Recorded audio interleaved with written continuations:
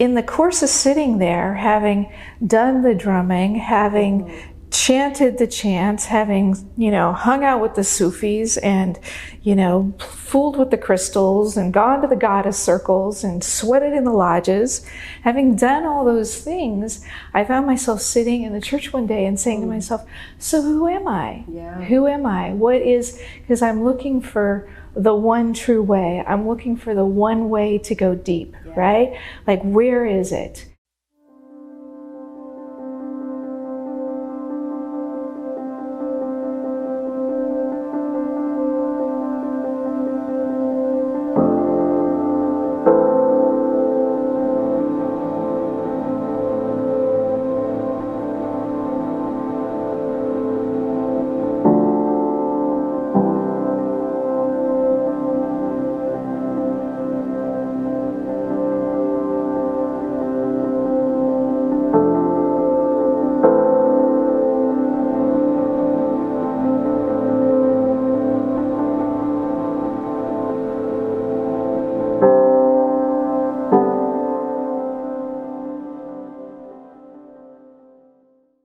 I wanted to introduce you to Victoria. She's been a part of our church since about last August, and she has 2 kids that are in middle school. She's married, and are you a Seattle local? Are you native? No, I was born in San Francisco. Okay, but been in the Seattle area for a while. 30 years. Great, yeah, that's awesome. Yeah. I love that. And a part of our church. She's a life group leader and a friend to so many, and I wanted you to hear a little bit about her story. So listen in as we chat. So Victoria, tell us a little bit about what life was like before you started following Jesus. Well, I grew up in Catholic school, so I went to 12 years of Catholic school, and I would say that after grammar school, I pretty much lapsed. I didn't go to church, and I kind of fell away from church in high school and college, and I didn't really start thinking about God again. I never really lost a relationship with God. I can't say that I had a relationship with Jesus. But when I got to Seattle, I got kind of introduced back to faith again in a variety of ways through local native drumming circles and 12-step programs and what I call New Age Yahoo, yes. crystal, goddess, whatever. And so there were all these different paths to faith that got me in conversation with God, but not in a relationship with Jesus. Yeah, okay, great. And so what did that look like for you to kind of decipher between, okay, here's all these options in front of me, here's all of these ways people are saying either that's truth or this is what works for me. How did you meet Jesus in the process? In the course of sitting there, having done the drumming, having chanted the chants, having, hung out with the Sufis and, fooled with the crystals and gone to the goddess circles and sweated in the lodges, having done all those things, I found myself sitting in the church one day and saying to myself, so who am I? Yeah. Who am I? What is, because I'm looking for the one true way. I'm looking for the one way to go deep, right? Like, where is it? And I said, well, all those native songs, I've certainly drummed them for hours on end. I should know them by now. They're not complicated. It's not complicated, right? Yeah. And so it's like, I should know that. And I didn't know it. And I thought to myself, now the Jews, they're fun. They've got great music. Oh my gosh, I love that music. It's just so deep and so rich and so fun and so much tradition, right? And I was like, but that's not me either. I'm not Jewish, And then I said, well, what about the Sufis? And I said, oh my gosh, I'd have to read the Quran. Oh, that'd be just so long and big. And I haven't even read the book that I grew up with, the Bible, yet, Not really, not cover to cover. I was introduced to it through Catholic school, and I read the gospel here and there. On Sundays, I was asked to read in church. So I was exposed, but not, cover to cover. And so as I sat there asking myself these questions, I thought, well, then I must be Christian.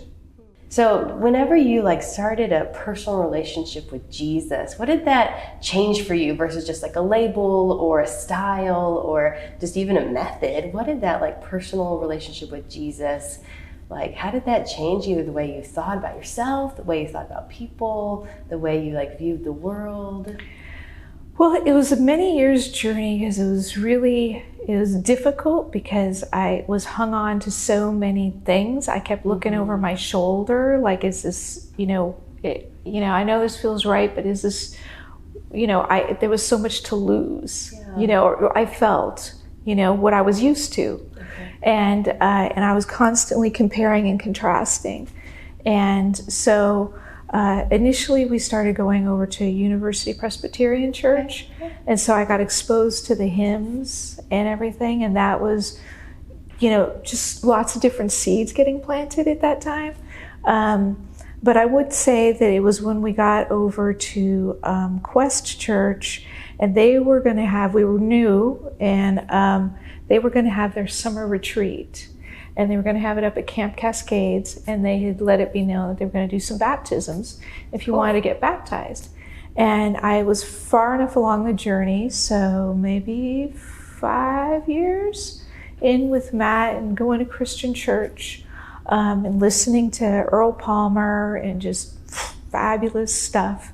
Kept waiting to be offended, kept waiting to freak out, kept waiting to go, what a bunch of lies, they're all so mean, or blah, blah, blah, whatever. I don't know. I just kept waiting, and nothing bad ever happened. Wow. Just more good, more good. My life started to reflect stability and centeredness and routine and a consistency that allowed for healing of, my spirit rather than just tons of chaos and uncertainty and the in the woo-woo world. It's like, well, who are we following this week? Who's written the book? What's this? What's the trend? It's like, the gods in the boat change every day, and it's like, and you're sinking anyway, so it really doesn't matter. But, it was that moment. It was that moment, and it was this kind of romantic moment, like, oh, they're gonna baptize in a lake. I gotta do that, And I was surprised, like nobody else was doing it. I mean, the pastor's kid did it. I forget who else was the other person, and there was no other takers. Okay. And I didn't sign up because I was like not sure if I would chicken out, And Matt knew I wanted to do it, and the girls were like 3 or 4, and they knew I wanted to do it. And so I just said, I'll do it, just walked in what I was wearing, didn't have a towel, that's awesome. And I have got to say, just the Kleenex box, it was the most amazing moment of my life, because in going to church with his family, I would hear this song, Jesus washed you white as snow. Yeah. And I'd had a pretty complicated life. A very modern, secular life, and there was a lot that I couldn't do it. I didn't want to necessarily feel guilty, but I was like, I didn't know better. I made the choices I made at the time, and that was for the choices. So it was in that moment where I got dug down and lifted back up, and I just felt all of that just fall off of me. And it was really like being white as snow, And I got it, because I would listen to that song and I think, wouldn't that be nice? How does that happen? And so, so that was, that moment. And from that moment, I could say that, that being able to leave all that behind, like really like that.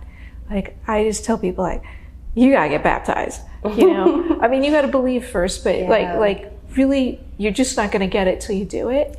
And so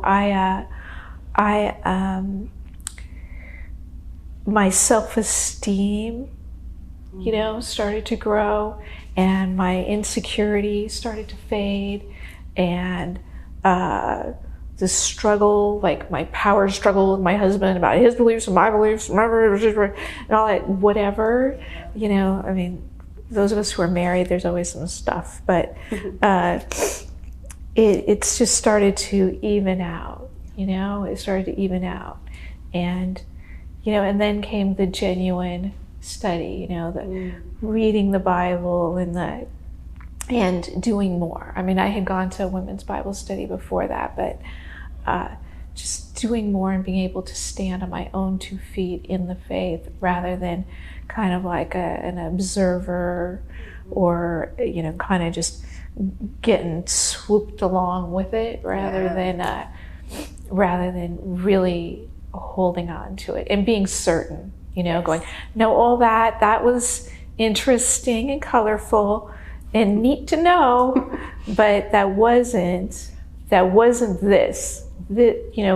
Following Jesus is it's got clarity and a sense of solidness, and it's a relationship. It's being in a relationship with Jesus, and that is not something that I had before. You could chant all you want to, the Great Spirit. You can, fiddle with your crystals. You can listen to whoever's written the greatest, who's the New Age darling du jour, but it doesn't at all compare in any way to just the healing love of Jesus. That's so beautiful. That's amazing. I don't know. I'm right there with you. Like, I think hearing your story of baptisms brings me back to my own, and just the power of that you even heard that hymn about what it would be like to have your sins completely washed clean, and experiencing that just rescue from Jesus. And then you experienced it, and it was everything and more than you even anticipated it could be. Yeah, well, it's like, go forth and be salt and light. Yes. Go forth. And so it's a mandate, It's like, I gotta say, the 12 years of Catholic school, those first 8 years with the Irish nuns, it's like, you're given a mandate, you better go do that. It's like, so it's like, it made me a bit of a rule follower. Well, although it doesn't sound like much of a rule follower, but it's like, but in a way, in a way, yeah. And so, really, really, really beautiful. And through that,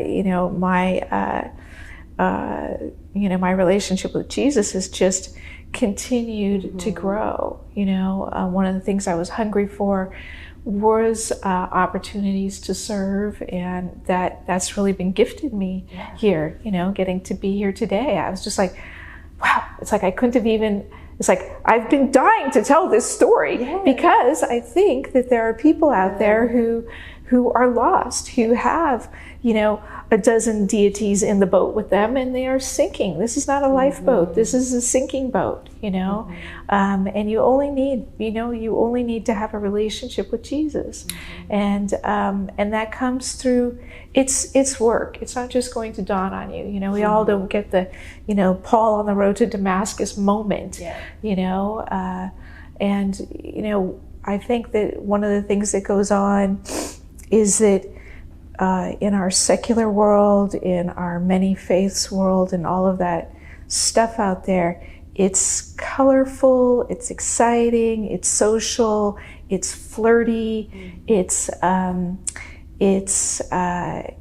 passionate, and it looks extraordinary, and it gives you these extraordinary moments where you feel like you're connecting to the divine, but you walk out in the divine, you left it in the room.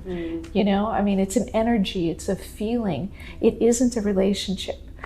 Thank you so much for sharing. I love just the nuances of your story, that God pursued you. He set up all of these things so that you could find him, that as you kept knocking and seeking, the door was opened.